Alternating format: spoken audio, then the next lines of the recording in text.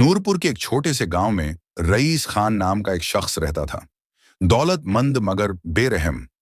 उसके पास जमीनें, मवेशी और बेशुमार दौलत थी, लेकिन दिल में जरा सी भी रहम दिली न थी। अगर कोई गरीब उसके दरवाजे पर आता तो वह उसे झिड़क कर भगा देता और कहता, यह कोई भिखारियों का खाना नहीं, मेहनत करो, काम करो। हर महीने लाखों कमाने वाला रईस खान खुद को खुदा समझने लगा था। एक दिन रईस खान अपने खेतों की सैर पर निकला। साथ में दो नौकर थे जो हर वक्त जी हुजूरी करते रहते थे। अचानक उसकी नजर एक झोंपड़ी के बाहर एक सुर्ख रंग के शानदार मुर्गे पर पड़ी। वह आम मुर्गा नहीं था, बुलंद कामत, खूबसूरत और रौबदार। रईस खान ने फौरन हुक्म दिया, उसे पकड़ो, अब यह मेरा है। बूढ़ी औरत जो मुर्गे की मालकिन थी बाहर आई और दुआ करते हुए कहा, बेटा रहम करो, ये मेरा मुर्गा है, अल्लाह का वास्ता है, इसे छोड़ दो। मगर रईस खान ने न सुनी। उसने बूढ़ी औरत को धक्का दिया। वह जमीन पर गिरी, सर एक पत्थर से टकराया, खून बहने लगा और सन्नाटा छा गया। रईस खान सर्द लहजे में बोला, उसे जंगल में फेंक आओ, लोग समझेंगे वह मर गई, किसी को कुछ पता नहीं चलेगा। नौकरों ने हुक्म मान लिया। जो औरत एक लम्हा पहले इंसाफ मांग रही थी अब जंगल में बेजान पड़ी थी, और रईस खान मुर्गा लेकर हवेली वापस आ गया जैसे कुछ हुआ ही ना हो। हवेली पहुंचकर रईस खान ने कहा, मुर्गे को दाना पानी दो, कहीं कमजोर ना पड़ जाए। मगर मुर्गा खामोश रहा, न खाया न पिया, बस एक कोने में बैठा रहा। रईस खान ने कहा, भूख लगेगी तो खुद खा लेगा, छोड़ दो उसे।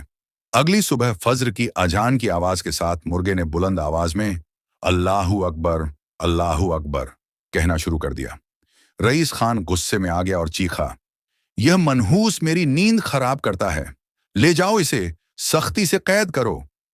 नौकर मुर्गे को दोबारा पकड़कर पिंजरे में बंद कर दिए। मगर मुर्गा अब सिर्फ एक परिंदा नहीं था, बल्कि अल्लाह की निशानी बन चुका था। चंद दिन बाद रईस खान अपनी जमीनों का मुआयना कर रहा था। खेतों के किनारे एक बूढ़ा आदमी बैठा था, सफेद इमामा पहने, पुरसुकून चेहरा और जबान से हिकमत के मोती फूट रहे थे। गांव के लोग अदब से उसके गिर्द जमा थे।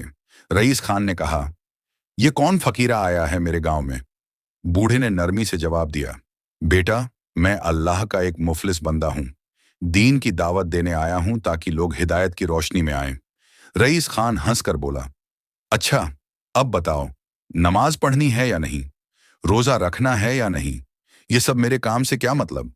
बूढ़े की आंखों में गहराई थी और वह देखकर बोला, बेटा अल्लाह के अजाब से डरो। जो कुछ तुम्हारे पास है, जमीन, दौलत, ताकत, ये सब फानी है, ये सब तुम्हें अमानत के तौर पर दिए गए हैं। रईस खान हंस पड़ा और फकीरों की नसीहत को मजाक समझा। बूढ़े अफसोस भरी नजर से देखकर खामोश हो गए, लेकिन उनकी चुप एक बदुआ बन चुकी थी। मुर्गे को हवेली में दूसरे दिन भी खामोश रखा गया। नौकरों ने उसे दाने, मेवे रखे, मगर मुर्गा गम की चादर ओढ़े बैठा रहा। रईस खान ने हंसकर कहा, गरीबों का मुर्गा है, अमीरों का खाना हजम नहीं होता। रात को फज्र के वक्त मुर्गा पिंजरे से निकल आया और हवेली में खड़ा होकर अजान देने लगा, अल्लाहू अकबर, अल्लाहू अकबर। रईस खान गुस्से में आ गया और मुर्गे की जबान काट दी। मुर्गा जख्मी हो गया, आंखों से आंसू बहने लगे और उसे गांव के किनारे फेंक दिया गया। उधर गांव में शकीला बीबी की लाश जंगल से मिली और एक नौजवान लड़की लापता थी। लोग खौफ और गुस्से में मुब्तला थे। मुर्गे ने इंसानी जबान में बोलकर रईस खान की बुराई जाहिर की, यही है वह जालिम रईस खान जिसने मेरी जबान काटी, शकीला बीबी को कत्ल किया और तुम्हारी बेटियां कैद की। गांव वाले दंग रह गए। रईस खान का रंग उड़ गया और वह भाग खड़ा हुआ। अगली सुबह खबर फैली कि रईस खान मुर्दा पाया गया। गांव के चौराहे पर उसकी लाश पड़ी थी। उसके जिस्म पर सांप रेंग रहे थे, काले और लंबे, चेहरे पर खौफ और दर्द के गहरे निशान थे। किसी ने जनाजा नहीं पढ़ा, न दुआ की। सिर्फ चंद नौकरों ने जमीन खोदकर उसे दफन किया।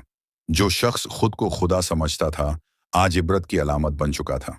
गांव के हर दर और दीवार पर एक आवाज आज भी दर्ज है, बेटा यह है गुरूर और जुल्म का अंजाम।